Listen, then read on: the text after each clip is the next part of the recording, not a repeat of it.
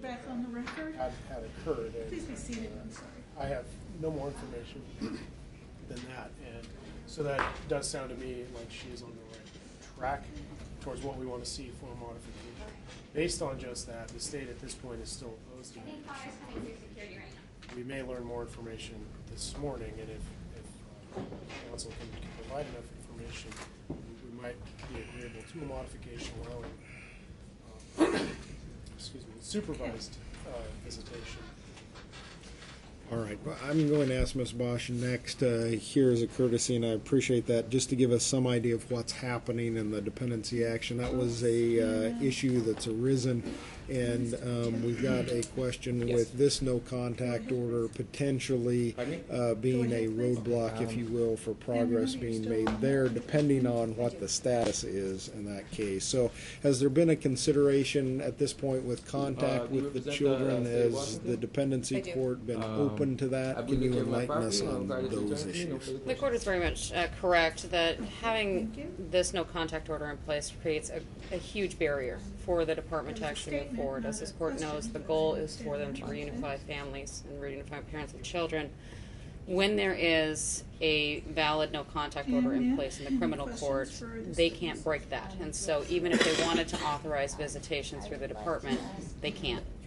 So what we're respectfully requesting is not that this no contact order be completely lifted, keep it in place, but what we would ask is that if we modify it in such a way, and I've gone through this a couple of times, we have to be very careful about the language, we modify it to state that Children's Administration, the social worker, and the dependency court have the authorization to start visitation with the parent who is under, the no contact order.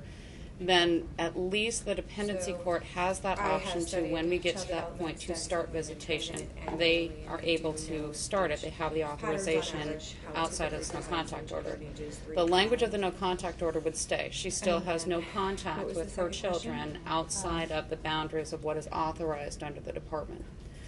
The department, then, just kind of how this overview looks for the state and for the court to consider, always starts with supervised visits. And what that means, because a lot of people don't understand really what that entails, is that Ms. Salyers would be in a room, most likely starting at Children's Administration. She'd be in a room with her children. She would have no responsibility of getting them there and no responsibility of leaving and taking them away from the visit.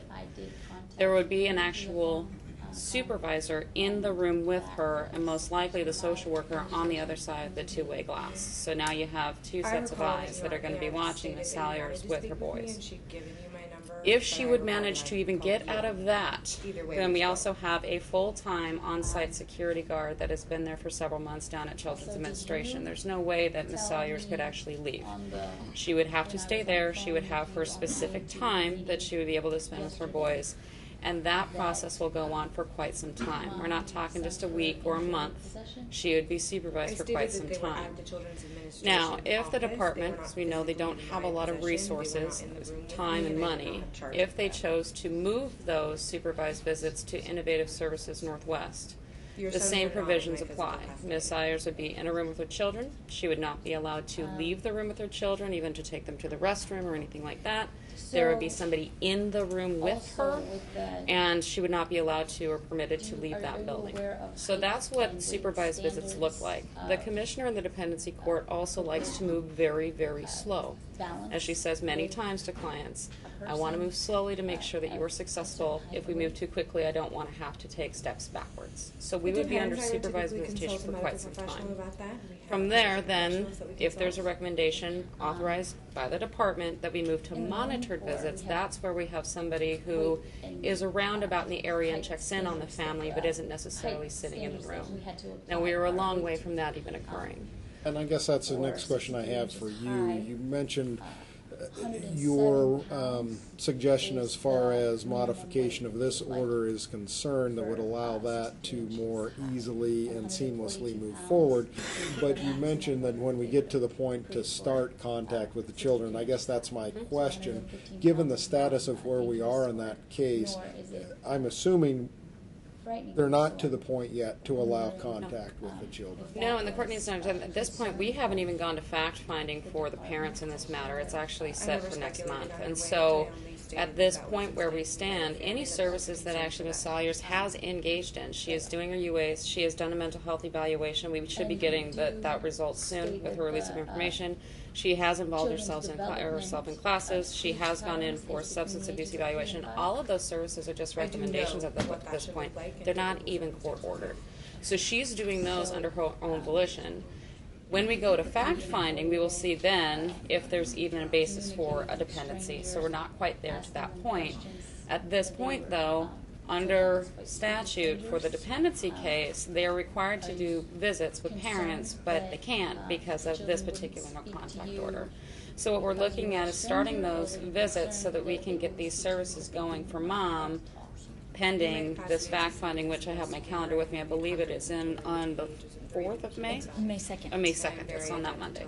So this is where we stand. We'd like to be able to have the authorization for when they can start those supervised visits, they are able to do so outside the confines of this no contact order. And then from there, we move very, very slowly. And both parents have to work their services in order for it to be successful. Well, and I certainly commend you, Ms. Salyers, for the efforts it appears that you are making to be engaged in the efforts with the UAs and the other efforts that are going to be critical and helpful for you as you work through the process. And Mr. Rucker, at the time that the plea was entered and we completed that, had mentioned how it would be a priority and an effort for you to work through the process to be helpful in that, and it appears that that's been happening. And Mr. McCarty's acknowledged that the information that he has verifies that as well. So I commend you for those steps and want you to continue to be engaged in it. I guess the last question I have, Ms. Bosch, is if we're not to the point to start the contact yet, are we putting the cart a little bit before the horse in this effort, in this no contact order? Is this no contact order really limiting anything at this point if the dependency court isn't in a position to be looking at supervised visitations anyway? It is limiting at this point because I've been actually in an FTDM, or family team decision-making meeting, where the social worker is saying, I want to start visits, supervises, I can't because of this no contact order. And so that's where I stepped in and said we are trying to get this lifted so that, or at least modified, so that she would have that, they have the authorization to be able to start that. That is the feeling coming from the department, is they want to be able to start supervised visits. The children have been without their mother now for a couple months, and mom's been without her boys for a couple months, and they realize at this point mom has jumped on board, she's doing excellent, she started services, she's moving in that right direction, and we're ready to start those supervised visits as soon as we can get them set up. We just can't at this point, and they couldn't even really consider it until we have, it's really this where these two courts kind of come to a standstill. They can't consider it until there's provisions in the no contact order to allow them to do so. So they don't want to give mom false hope and say, well, yeah, we want to start this without knowing what this court is going to do with the modification of this no contact order. All right. I'll give Ms. Salyers a chance if you want to provide some additional information, although I think we've got a clear picture of where things stand. Before you for just a minute. All right. And since he was here as a courtesy, I didn't want to just impose on I want Mr. to Rucker continue on if I can. Your Okay, Honor. go ahead. Thank you. never We asked her renew parents the why they felt the request way that they did. They for just told there me how to they be a felt. modification, And not I a accepted that as removal their opinion and their belief. of the no contact order by this court. You also stated Renew my analogy about of the letter what that we I brought have to is the meeting, two competent, capable stated that generals trying to you had run one army. It's just not going to be tried able to to work. ask They me a need to be question able to make about it, independent decisions in the and best that interest I of this refused family. to do. What is proposed I by the had attempted defense is to this, is that ask several this questions court and to speak with you indicate about that visitation in the plan. You stated you supervised did not visitation want to may consent to occur participate in at the meeting. discretion You of the cut me department. off and then This is the continued to read your department that letter has the multiple hands-on times regular before I left the contact, room. And then the my understanding supervision is that capability, my supervisor and the continued assessment of the needs speaking of with the you after I parents left. and the children. The children And you are the also priority. stated that, But for that order to indicate that there shall be no unsupervised visitation or dismissal of the no contact orders without further order of this court. Out of the room into the That lobby, way, yes. the department can begin at their discretion to have them where I do not see highly the supervised, and that doesn't mean it happens next week. It could be a month from now escorting before that out unsupervised, or that supervised visitation children begins. out of the door, That and is I our was not. request.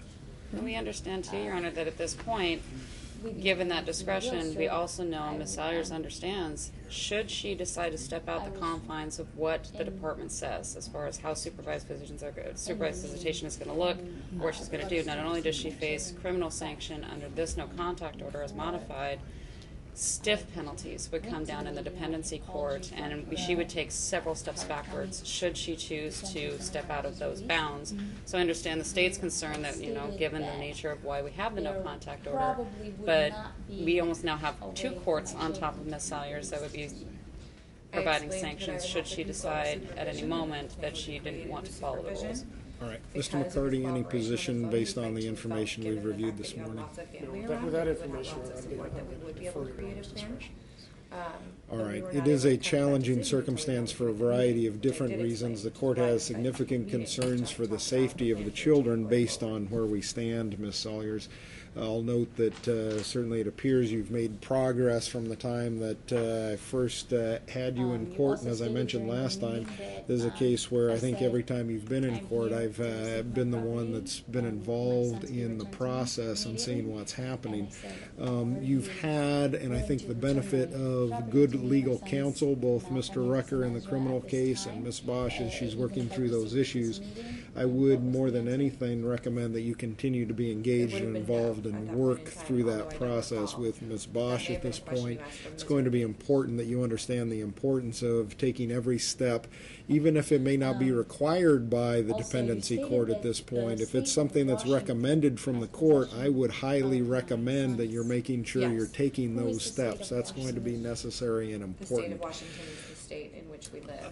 And the Given government where is the we state of are in the Washington. case, I am comfortable taking the Department of step Social and Human of Services is part of the allowing government of the there state to of be some Washington. I contact can't make if and choices for the when children those in the without the consent of the dependency state of process feel that i.e., that contact even is if you appropriate request it on over and a over again, I supervised personally could basis. never return your children And to so you. I It has to would be a choice of allow the state a of Washington. modification I'm of just the no wondering, contact I'm order with those asking you to answer my parameters. question. Certainly there would not be a revocation that's of the not a- order, it's not a and I would not be question. We're not comfortable here to giving debate them whether or broad not enough there's discretion to government or allow not government, unsupervised whether it's a contact, for legitimate example, government or not, before it was it's brought legitimate back before government me based and on considered moral further. perception. But We're here as to a step at this children, point so to we'll allow move on to them the to next make that question. determination to allow supervised contact to happen, I would be in agreement to do that.